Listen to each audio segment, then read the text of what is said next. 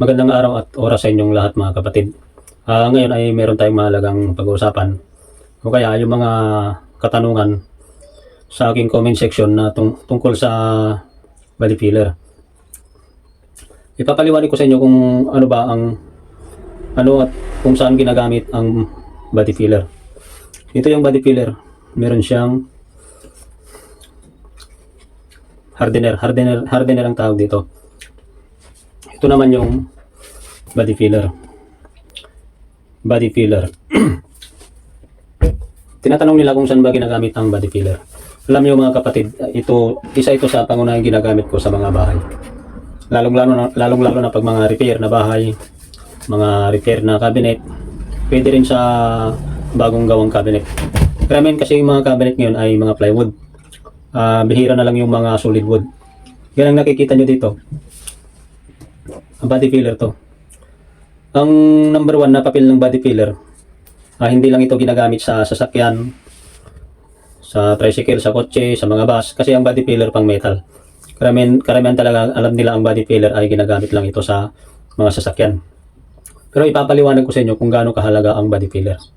Ang body filler ay ginagamit ko ito sa mga gap.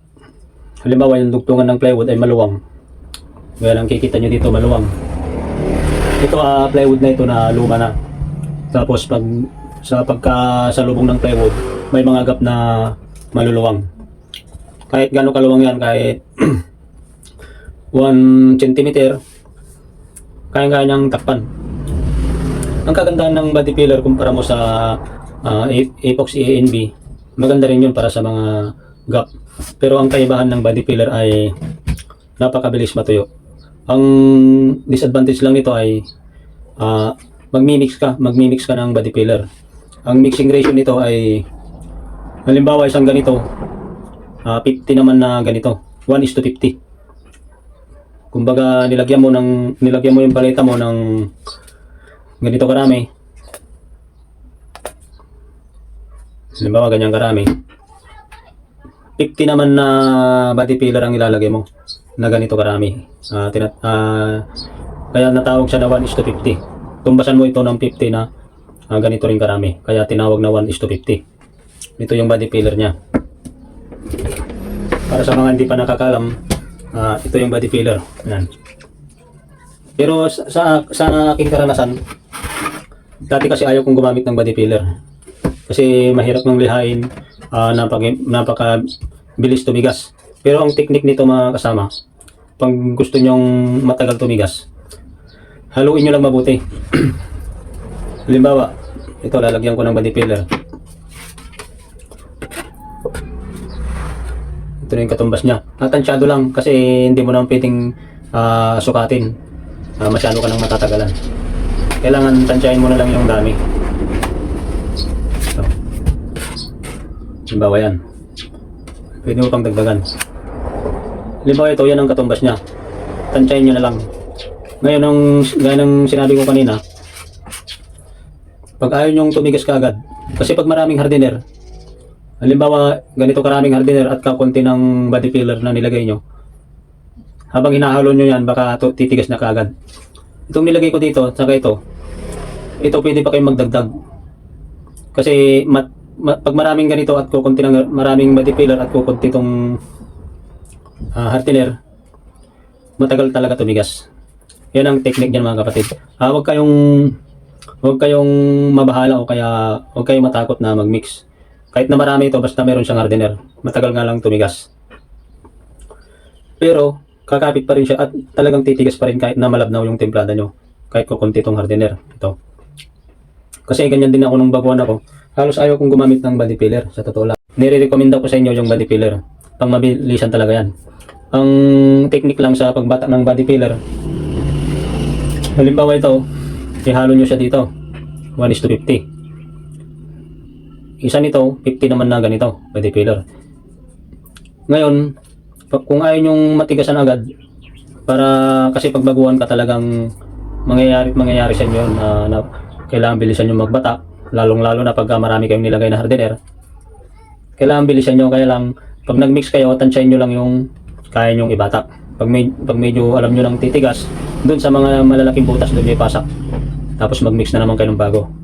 Ganun lang ang technique niyan. Pagka alam nyo ng titigas na, ipasok nyo na sa mga malalalim na butas. Kaya sa mga nagtatanong sa akin tungkol sa body filler, hindi ko lang ito nire-recommenda sa inyo, pero ito ay tinatanong din nila sa akin sa comment section tungkol sa body filler. Bukod sa pangmabilisan, kasi mabilis tumigas, madali rin namang lihain pag gagamitan mo siya ng tubig. Halimbawa, lihain mo siya pag natuyo, halimbawa 2 oras, pwede nang lihain yan. O kaya mas maganda pag kinabukasan, saka kayo magliha. Madali lang lihain, basta lagyan nyo na lang tubig yung liha nyo. Ang paggamit kasi ng body filler, tubig ang katapat niyan. Lalambot siya pag tubig. Pero pag nagliha kayo ng walang tubig, ay mahirapan kayo.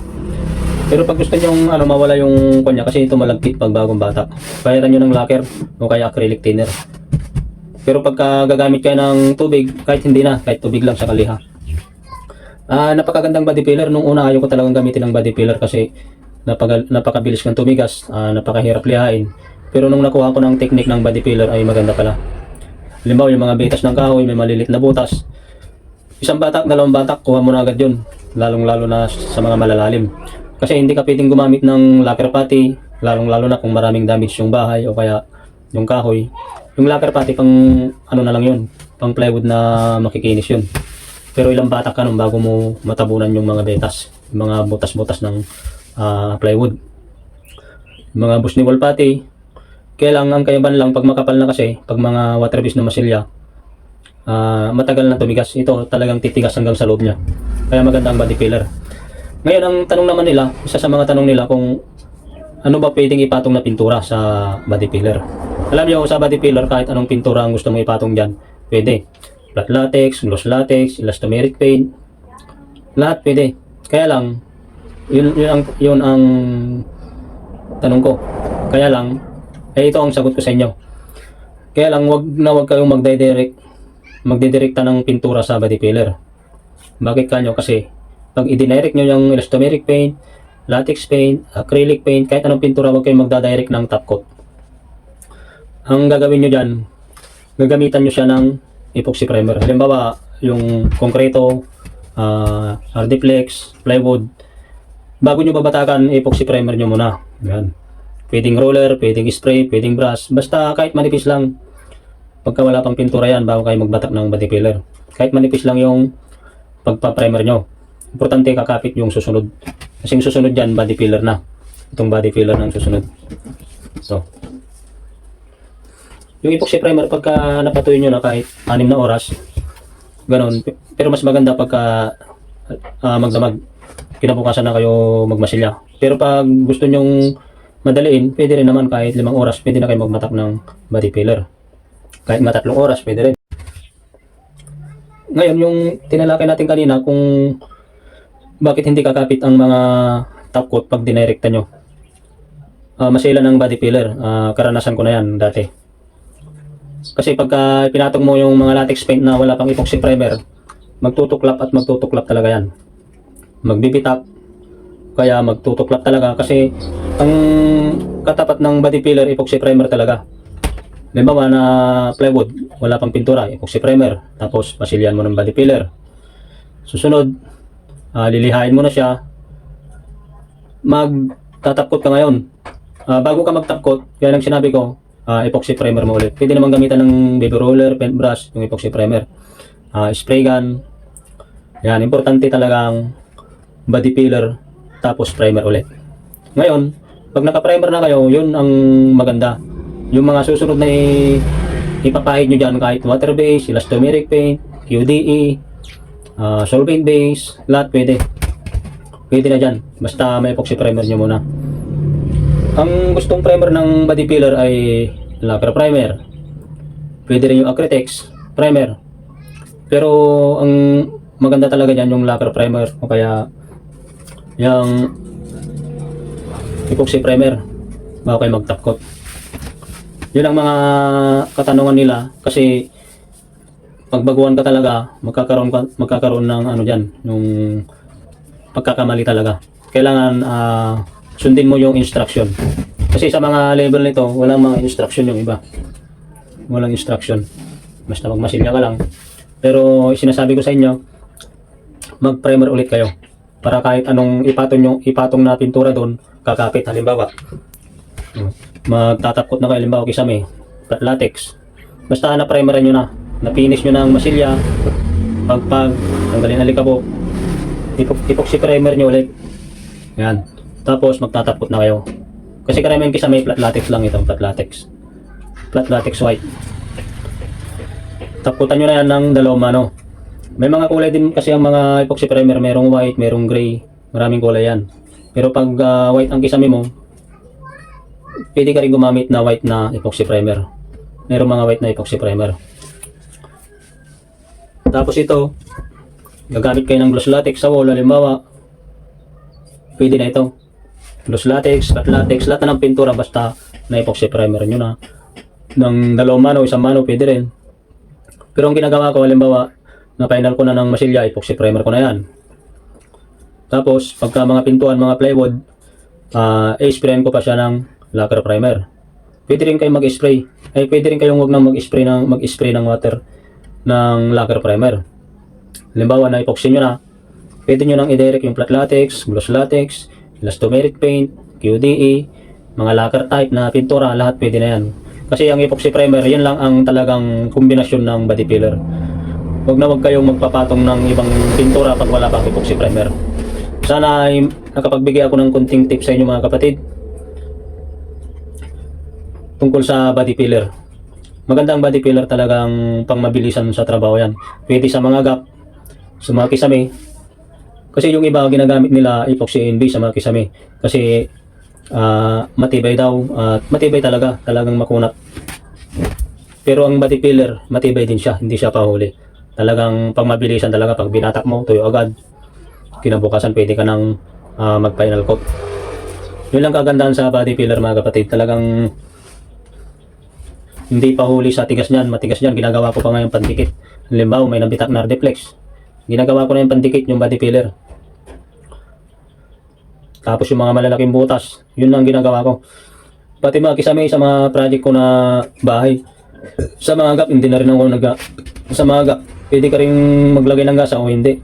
Kasi kahit na may gasa yung kisame mo, pag merong move yung lupa, halimbawa may earthquake o kaya mahina yung pagkakakabit ng metal paring, ugat-uga yan.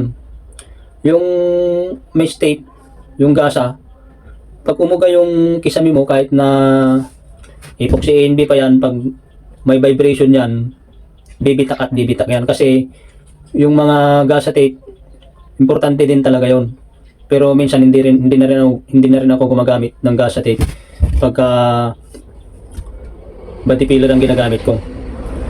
Kahit na anong ilagay nyo dyan na mesh tape, tapos wood glue, marami akong napapanood na ginagawa nila. Pero wala kang magagawa kung magkrakrak yan. Halimbawa, mainit yung panahon, yung yero, nakatutok sa kisame mo, sobrang init yun. Talagang bibitak yun. Kahit na anong ilagay mo dyan. Meron din yung mga bahay na talagang hindi siya magbibitak. Yung magandang pagkakabit ng paring niya, wala siyang uga. Yung iba kasi malalayo yung metal paring. Halos umuuga yung kisame. Pag umuga yan, hindi kayang hahawakan ng mesh tape yan. Kaya minsan pag mabilisan, body filler ginagamit ko sa kisame. Thank you for watching mga kapatid. Sana ay nakapagbigay ako ng context tips sa inyo. Don't forget to like, share, and subscribe. Maraming salamat po.